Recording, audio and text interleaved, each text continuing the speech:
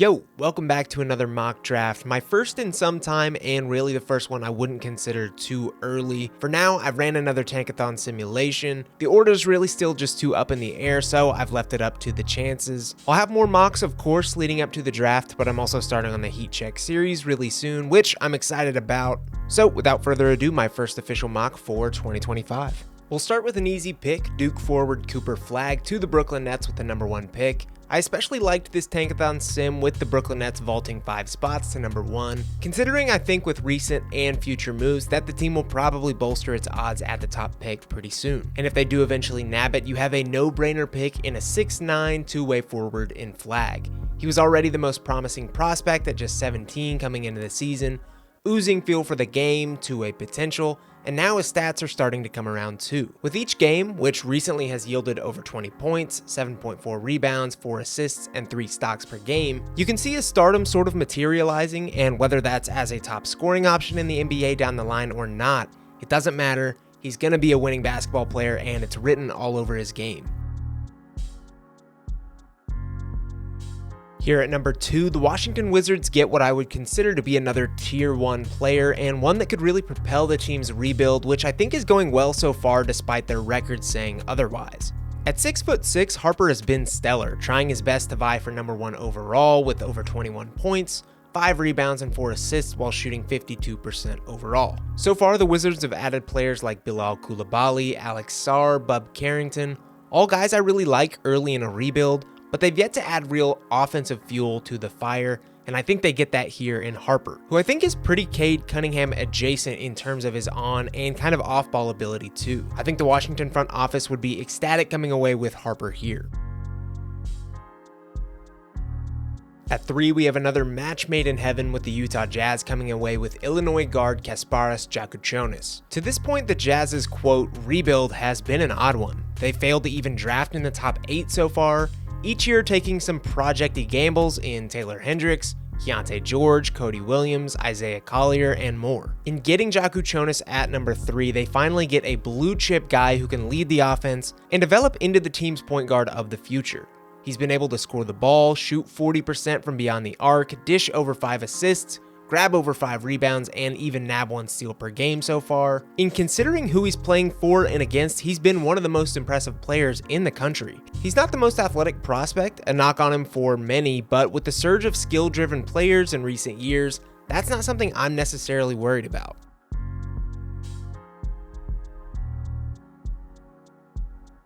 At 4, we have the Charlotte Hornets taking forward Ace Bailey, a union that plenty of NBA and college basketball fans would probably welcome given the fun involved with LaMelo, Brandon Miller, and then Bailey. Despite drafting near the top for years now, the Hornets still feel a piece away from making waves, and Bailey offers just that as one of the higher profile forwards in this draft. At just 18, he's the other half of this Rutgers superstar duo, averaging 19 points on 46% shooting, with 7.5 rebounds and over 1 block and steal apiece per game. I personally think there's some real flaws under the surface in terms of the playmaking, shot selection, and especially the handle, but there's no denying his pure firepower, offensive ceiling, and defensive versatility. With multiple jumbo playmakers, Charlotte is an especially nice landing spot for Bailey as it really takes that handling and playmaking pressure off him with the pure usage that Ball gets and that Miller potentially has.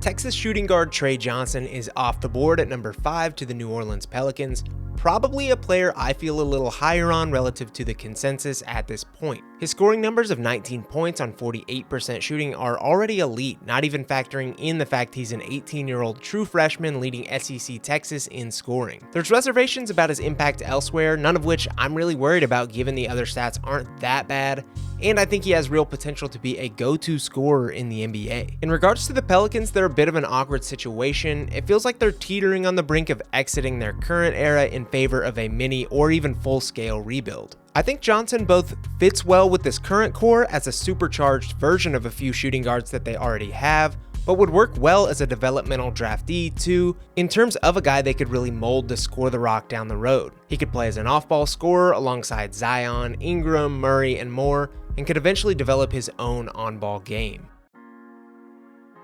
At number 6, we have the Toronto Raptors taking a gamble on Georgia freshman Asa Newell, who's been the picture of consistency so far in his tenure for the Bulldogs. In 16 games, the 6'11 forward has scored 15 points, grabbed 6.8 rebounds, dished some assists, and registered a near even split on 2.3 stocks per game, with pretty solid defense overall. He shot a pretty respectable 58% overall and has seen a rise in his 3-point percentage all season long. This might not be the flash that most Raptors fans want from the 2025 draft, but in thinking about Newell as a player who's already good, but a prospect who could be great, I see the vision here. The Raptors have done a nice job developing skilled forwards in recent years, and while Newell is mostly getting his right now in easy ways via play finishing and open spot-up shots, there's these flashes of ball handling and jump shooting that I think make Newell pretty intriguing as a high-floor, potential high-ceiling prospect that Toronto could take advantage of.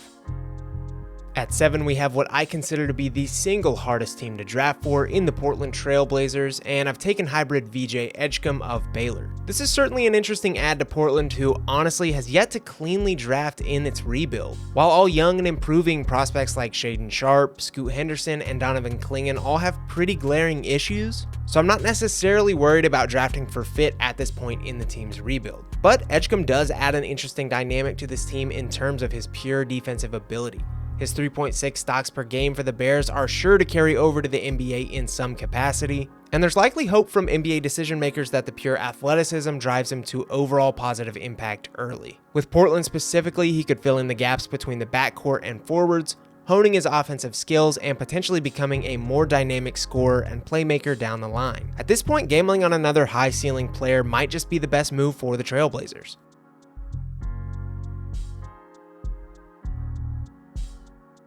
At number 8, drafting via the 76ers first round pick, one of the more unexpected outcomes of the season, obviously, is the OKC Thunder, likely the best team in the league at this point, and one that's set up for years to come via hitting on these draft picks. Here, I have them following somewhat of a trend in grabbing a project forward in BYU's Igor Demin.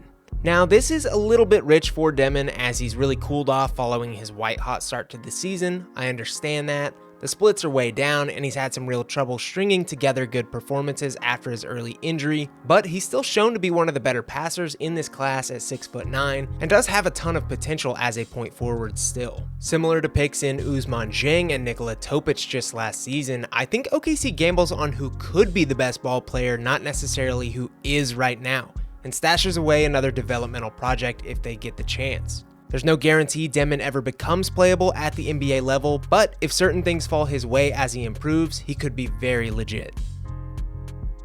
Here at number 9, we have the Chicago Bulls taking a chance on the offensive-minded Oklahoma guard Jeremiah Fears, who's come on strong as one of the best scorers and youngest players in this entire class. Fears reclassified from the 2026 draft, which made his preseason stock a little murky, but he's been able to pour on nearly 17 points on 47% shooting for the Sooners. He's shot just 27% from beyond the arc, which really is a testament to just how elite he's been in generating paint touches and finishing there with ease. He's also dishing out 4 assists per game, albeit to 3.7 turnovers, and nabbing 1.7 steals too. Fears clearly has top-end talent. Similar to a few other lottery-level prospects, he can simply do things that others can't, but has some obvious flaws intermingled. He's going to need time to simmer, but if a team is patient with him, they could have a star guard on their hands. And I still assert that the Bulls are free to take pretty much any archetype they want, given they have little to no direction as a franchise right now. So maybe swinging for the fences on a scoring point guard that can blossom in the current core isn't such a bad move. At 10, we have one of the more unique prospects I've scouted in my short time covering the draft, Maryland center Derek Queen. At 6'10", Queen has little athleticism and is pretty small as far as most centers go, but more than makes up for it with pure skill and in turn production. With the Terrapins, he's carved his way to nearly 16 points, 8 rebounds, 2 assists, and 1 block and steal apiece on 60% shooting as a true freshman. But his tools and skill set make his NBA projection pretty unclear. He's undersized for a 5, can't yet truly stretch the floor, needs the ball to some degree, etc. With all that said though, Queen to the Spurs is one of the more interesting pairings available. He may not be a rim protecting, floor stretching 5, But they already have that in the best young player in the entire league. Queen would be allowed to guard fours with Wemby's shot blocking, would be able to run big actions on either end, and is still so young that he could vastly improve on the already projectable jump shooting. I think it's a really fun swing at versatility, and regardless, San Antonio adds some young talent to its growing core.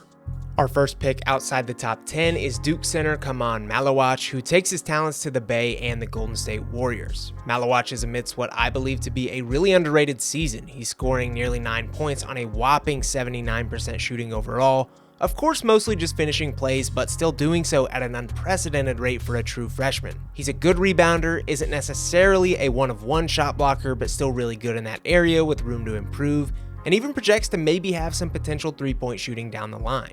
At first glance, this is a bit of a weird fit with Golden State, who for the most part has focused on adding high-field players in recent years, but it could be high time they finally add a player who brings a true center skill set. They've used small ball centers for the entirety of their recent run, and a true 7-footer who can finish plays efficiently, get in the way with length and more, could add another layer to this team. We've seen some centers of this archetype thrive immediately in the NBA in the last few years, and Golden State is likely wanting to add an immediate contributor here anyway. At number 12, we have the San Antonio Spurs selecting again, this time via the Hawks pick, and taking one of the more predictable pairings in this class, St. Quentin's Nolan Traore. A 6'3" guard with a solid blend of skills, Traore was thought of to be a top 5 player in this draft prior to a really slow start with St. Quentin. But in recent BCL play, he's really started to pick things up, with 18 and 20 points in his last 2 games, somewhat showing what many thought he could be. With the Spurs, Traore would be the first true point guard selection in the Wembanyama era, a player who can handle the rock full-time, facilitate with ease, and do a little bit of everything else. With how low his splits have been and some turnover issues this year, Traore is probably now classified as a project pick, but one that could yield huge rewards for the Spurs if he were to become a starting level or even backup point guard. At 13, we have the Houston Rockets cashing in on the first of many Phoenix Suns picks and taking Arkansas guard Boogie Flan. Flan just suffered a season-ending hand injury, which is really unfortunate given he was playing like one of the best freshman guards in the entire country, averaging 15 points, nearly 6 assists to just 1.5 turnovers, with 1.5 steals. He can score it, is one of the best true passers and facilitators in the class, and is a really pesky defender, which could be a great prospect for Houston to swing on, given Fred VanVleet's contract could be ending soon enough. There's of course some concerns with his size and finishing around the rim, but I think Flan's going to be a worthy gamble in the late lottery for nearly any team. Rounding out the lottery and our video is French prospect Noah Asingé, who's making his name for of the Euro Cup this year. He's a 6'11 forward averaging 12.9 points, 5.2 rebounds, 1.1 assists, and 1.2 steals. At the moment, he's still very much a work in progress, producing mostly via his combination of physical tools. But he's also in line of that very fluid mover archetype to come through the draft in recent years, and he has really tantalizing upside as a handler, shooter, and more. He's a great project pick to be sure, but has somewhat of a role with defensive versatility, transition scoring, and spot-up shooting. And honestly, I'm not sure you can take enough of these gambles if you're truly wanting the Trae Young era to work in Atlanta. He's going to need length and versatility around him at all times, and I think the fully realized version of Asingé offers just that.